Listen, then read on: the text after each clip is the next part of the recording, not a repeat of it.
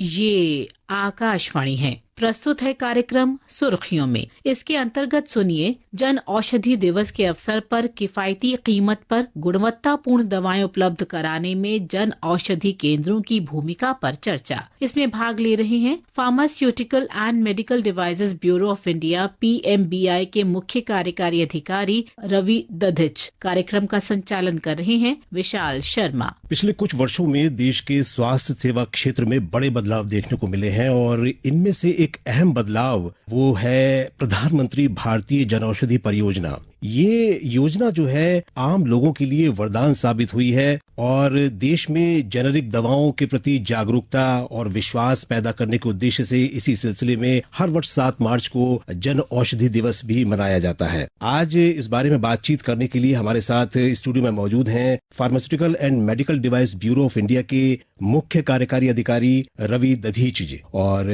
रवि दधीच जी, हम आपसे बात करेंगे और साथ ही साथ कार्यक्रम में बीच में हमारे साथ इस योजना के लाभार्थी भी जोड़ेंगे। हम जानने की कोशिश करेंगे, उनकी बात को भी सुनने की कोशिश करेंगे कि उनको इस योजना से किस तरीके से लाभ पहुंचा है। रवि दधीच जी, सबसे पहले यही जानना चाहेंगे कि प्रधानमंत्री भारतीय जनऔषधि परियोजना है क्या? प्रधानमंत्री भारतीय जनऔषधि परियोजना भारत सरकार की एक ऐसी परियोजना है जिसमें जन औषधि केंद्रों को पूरे देश में स्थापित किया गया है। और जैसा कि इसका नाम है जन औषधि, पीपल्स मेडिसिन, लोगों के लिए दवाई, तो एक सस्ती और उत्तम दवाई देने के लिए एक माध्यम बना है। ये सब जो जन औषधि केंद्र पूरे देश में खोले गए हैं, इनमें आप किसी भी प्रकार की एलोपैथिक दवाइयां, जो कि बहुत बड़ी उसकी रेंज है, जिसमें लगभग 2000 प्रकार की दवाइयां और 300 से अधिक सर्जिकल उपकरण, ये इन दुकानों पे मिलते हैं। तो कोई भी व्यक्ति अपना मेडिकल प्रेस्क्रिप्शन ले जाकर, जिस प्रकार से अन्य मेडिकल स्टोर्स पे या केमिस्ट की शॉप पे जाते हैं, उसी प्रकार से जनऔषधि केंद्रों पर भी जा सकते हैं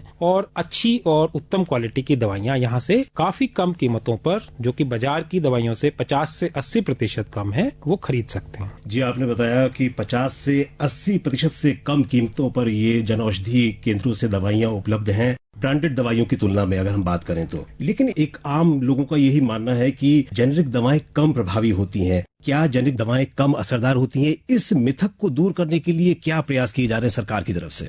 जेनेरिक दवाइयां केवल एक कैटेगरी है, वो इसलिए कि जिन दवाइयों का पेटेंट खत्म हो गया उसके बाद वे सभी जेनेरिक कैटेगरी में आ गई हैं। जो जनऔषधि परियोजना के माध्यम से लोगों को दवाइयां उपलब्ध कराई जा रही हैं, ये सभी सामान्य दवाइयां ही हैं। और इन दवाइयों को प्राप्त करने के समय सबसे पहले तो इन दवाइयों को बहुत ही अच्छी जो मैन्युफैक्चरिंग यूनिट्स हैं, जो WHO GMP good manufacturing practices के जिनको सर्टिफिकेशन प्राप्त हैं, उन्हीं मैन्युफैक्चरिंग यूनिट से या फैक्ट्रीज से इनको प्रोक्योर किया जाता है, खरीदा जाता है। यही नहीं, इसके पश्चात इनको जब ये जन औषधि के वेयर हाउस में आती हैं, जो कि देश में 5 विभिन्न स्थानों पर हैं, वहां पर इनको NABL एक्रेडिटेड लेबोरेटरीज में दोबारा जांच के लिए भेजा जाता है कि जो दवाइयों का स्टॉक प्राप्त हुआ है उनकी क्वालिटी बिल्कुल वही है जो अन्य ब्रांडेड दवाइयों की है। तो उसके विभिन्न पैरामीटर्स हैं, उस पर उन केमिकल्स की जांच की जाती है और ये तसल्ली करने के बाद, ये भरोसा प्राप्त करने के बाद कि ये दवाइयां बिल्कुल उम्दा क्वालिटी की हैं और उसी स्टैंडर्ड की हैं और उसी एफिकेसी की हैं, वही फायदा करेंगी जो कि किसी ब्रांड नेम की दवाइयां करेंगी, इनको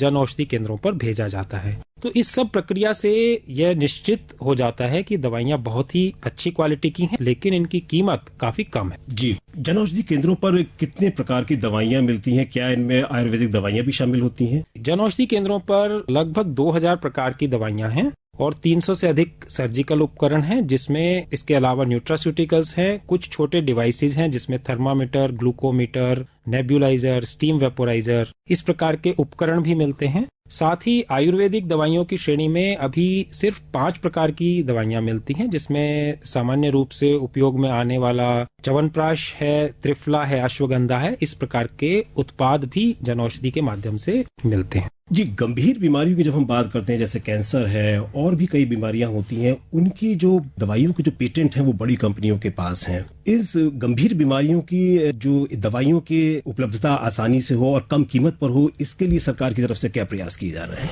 तो आपका प्रश्न गंभीर बीमारियों के बारे में है, तो कैंसर से संबंधित भी लगभग 60 प्रकार की दवाइयां जनऔषधि की प्रोडक्ट बास्केट में या लिस्ट में शामिल हैं वे सभी दवाइयां चुनिंदा स्टोर्स पर या जो हॉस्पिटल्स के पास में हैं या जहां कैंसर हॉस्पिटल्स हैं उस प्रकार के स्थानों पर वे भी मिलती हैं। लेकिन उसके अलावा भी बहुत सारी क्रॉनिक डिजीज हैं जिसमें दवाइयों का रेगुलर रूप से सेवन करना जरूरी होता है और लोगों का काफी खर्चा होता है, जैसे डायबिटीज या कार्डियोवैस्कुलर डिजीज हैं, हार्ट से रिलेटेड डिजीज हैं। तो उनसे संबंधित जो दवाइयां हैं उनकी काफी ज्यादा मांग होती है। तो वो दवाइयां जो महंगी दवाइयां हैं उस श्रेणी में भी वे भी सभी जब पेटेंट से जो बाहर होती हैं वे जन औषधि के प्रोडक्ट लिस्ट में शामिल की जाती हैं। और इस प्रकार की लगभग 300 के करीब दवाइयां इन दो डायबिटीज और हाइपरटेंशन या कार्डियोवैस्कुलर कैटेगरी की जन औषधि के माध्यम से उपलब्ध होती हैं। जी, और हम बात करें तो ग्रामीण क्षेत्रों में जनौषधि केंद्रों की इस समय कितनी संख्या है और इनकी उपलब्धता शहरों में तो हमें आमतौर पर देखने को मिलती है, लेकिन ग्रामीण क्षेत्रों में इनकी उपलब्धता कितनी सुगम है? देश में लगभग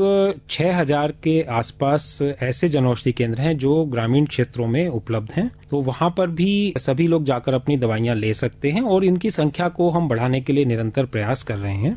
इसके साथ ही मिनिस्ट्री ऑफ कॉर्पोरेशन के सहयोग से लगभग 724 ऐसे केंद्र भी खोले गए हैं जो प्राइमरी एग्रीकल्चर क्रेडिट सोसाइटी के माध्यम से खोले गए हैं। वे ग्रामीण क्षेत्रों में ही हैं। इनकी जो संख्या है ग्रामीण क्षेत्रों की पूर्ति करने के लिए हम निरंतर उस पे काम कर रहे हैं और कोशिश कर रहे हैं कि देश के सभी लोगों को उनके निवास के 2 से 3 किलोमीटर के अंदर कोई ना कोई जन औषधि केंद्र मिल पाए आगे आने वाले वर्षों में, ताकि वे सुगमता से इन दवाइयों को प्राप्त कर सकें। जी, प्रधानमंत्री नरेंद्र मोदी ने आज दमन और दीव में सिलवासा में एक जनौषधि दिवस पर आज एक कार्यक्रम में अपने विचार व्यक्त किए हैं। आइए सुनते हैं क्या उन्होंने कहा आज। जन औषधि यानी सस्ते इलाज की गारंटी।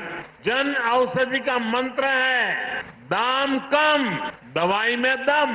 हमारी सरकार अच्छे अस्पताल भी बनवा रही है, आयुष्मान योजना के तहत मुफ्त इलाज की सुविधा भी दे रही है और जन औषधि केंद्रों के जरिए सस्ती दवाएं भी दे रही है। हम सब ने अपने जीवन में देखा है अस्पताल में इलाज के बाद भी लंबे समय तक दवाओं के खर्च का बोझ रहता है। ये बोझ कम हो इसके लिए देश भर में 15,000 से ज्यादा जन औषधि केंद्रों पर 80% तक कम कीमत पर लोगों को दवाइयां मिल रही है। प्रधानमंत्री ने कहा दाम कम और दवाई में दम। केंद्रीय स्वास्थ्य मंत्री जगत प्रकाश नड्डा ने भी आज जनौषधि दिवस पर कुछ कहा है। आइए सुनते हैं क्या बोला है उन्होंने। 2027 तक प्रधानमंत्री मोदी जी के नेतृत्व में 25,000 जन औषधि केंद्र खोलने का लक्ष्य रखा गया है, जिसे और अधिक लोग सस्ती और अच्छी दवाओं का लाभ उठा सके। हर साल 7 मार्च को जन औषधि केंद्र के रूप में ये दिवस मनाया जाता है। इस वर्ष भी लगभग 5,000 नए जन औषधि केंद्र खोले जाएंगे। मैं सभी से अपील करता हूं कि नजदीकी जन औषधि केंद्र पर जाएं,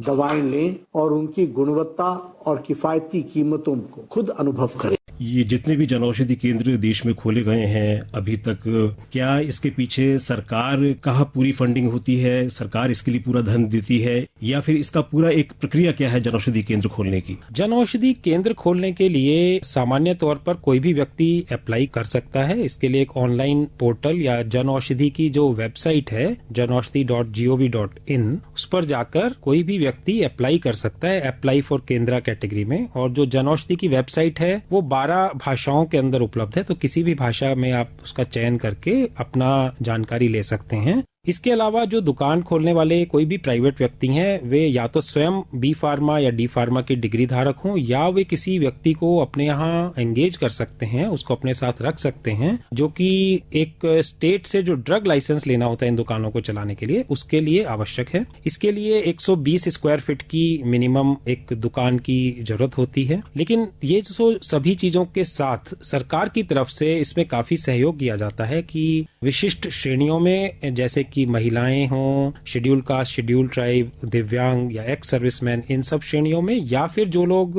एस्पिरेशनल डिस्ट्रिक्ट्स में, आइलैंड डिस्ट्रिक्ट्स में या हिमालयन डिस्ट्रिक्ट्स में रहते हैं, वहां कोई दुकान खोलता है तो उसको 2 लाख रुपए की एक मुश्त सहायता दुकान के इंफ्रास्ट्रक्चर को बनाने के लिए सरकार के द्वारा दी जाती है। प्रधानमंत्री भारतीय जनौषधि योजना का लाभ उठाने वाले लाभार्थी ने हमसे बात की है। हमने उनके विचार जानने की कोशिश करी कि उनको इस योजना से कितना लाभ पहुंचा है। मेरा नाम ब्रिजमोहन अग्रवाल है और मैं वंदना अपार्टमेंट आईपी एक्सटेंशन में रहता हूँ। मुझे 15 साल से डायबिटीज और हाइपरटेंशन है। महीने का खर्चा मेरा दवाइयों का 5,000 रुपए आता था। और जब से मैंने प्रधानमंत्री जन औषधि केंद्र से दवाइयाँ लेनी शुरू करी हैं, वो खर्चा करीब 80% कम होके अब 1,000 रुपीज में मेरी सारी दवाई आ जाती है पूरे महीने की।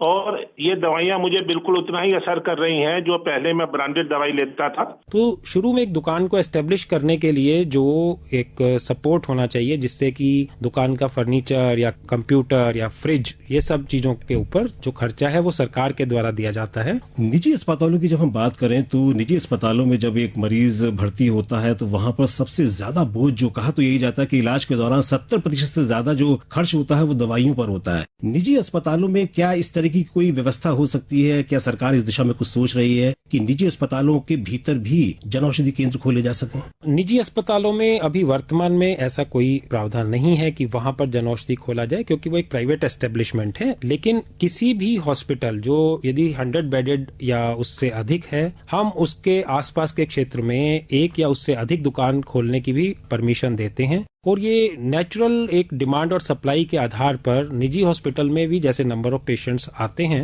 तो उनकी जरूरत है कि उनको भी सस्ती दवाई मिल सके, तो उसके आसपास के क्षेत्र में ऐसी दुकानें खोली जा रही हैं। जी, पिछले साल नेशनल मेडिकल कमीशन ने एक नियम भी लागू किया था कि जिसमें कहा गया था कि डॉक्टरों को जेनरिक दवाएं भी लिखनी होंगी और इस नियम को न मानने वाले डॉक्टरों के खिलाफ कानूनी कार्रवाई भी की जाएगी। लेकिन बाद में जो है ये अभी सिरे चढ़ी नहीं ये पूरी एक योजना जो है। तो डॉक्टर्स जो है जेनरिक दवाइयां लिखें, इसके लिए हम किस तरीके से डॉक्टरों को प्रोत्साहित कर सकते हैं? तो इसके लिए जैसा आपने कहा कि एनएमसी ने एडवाइजरी की थी, इसके अलावा विभिन्न राज्य सरकारों ने अपने जो स्टेट गवर्नमेंट के डॉक्टर्स को सभी को ये निर्देश दिए हैं अलग अलग स्तर पर। जम्मू कश्मीर में, उत्तर प्रदेश में, दिल्ली सरकार ने भी दिया है। तो इस प्रकार से कहा गया कि आपको केवल जेनेरिक दवाई का ही नाम लिखना है ताकि जो पेशेंट है उसकी चॉइस हो कि वो कौन सी दवाई लेना चाहता है। तो ये जो एक व्यवस्था है कि डॉक्टर्स का इसमें बहुत सहयोग आवश्यक है कि लोगों का जो दवाइयों पर होने वाला खर्चा है उसे कम किया जाए, और यदि वे जन औषधि की क्वालिटी और उस पर भरोसा करेंगे तो वो अपने पेशेंट्स को रिकमेंड कर सकते हैं।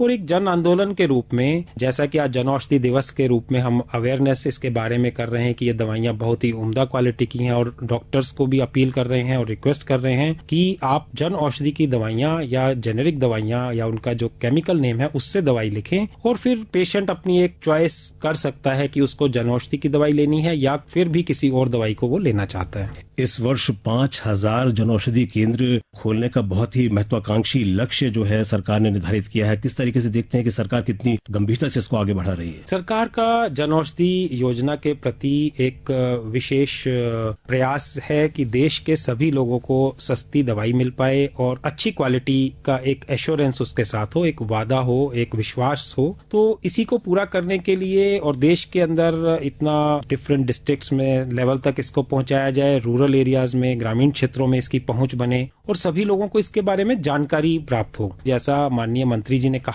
हम वो लक्ष्य उस समय के अंतर्गत रहते हुए उसको प्राप्त कर लेंगे और अधिक से अधिक लोगों को इसका फायदा पहुंचाने की कोशिश करेंगे। तो कुल मिलाकर कह सकते हैं कि प्रधानमंत्री भारतीय जनऔषधि परियोजना से आम जनता को किफायती दामों पर बहुत ही गुणवत्तापूर्ण दवाइयां उपलब्ध हो रही हैं और इसका बहुत ही महत्वपूर्ण योगदान भी है। उम्मीद है कि इस योजना में और हमें बढ़ावा देखने को मिलेगा, वृद्धि देखने को मिलेगी, विस्तार देखने को मिलेगा और सार्वजनिक स्वास्थ्य में सुधार भी होगा और साथ ही साथ देश में उद्यमिता को भी बढ़ावा देने में इसकी भूमिका बहुत ही महत्वपूर्ण रहने वाली है।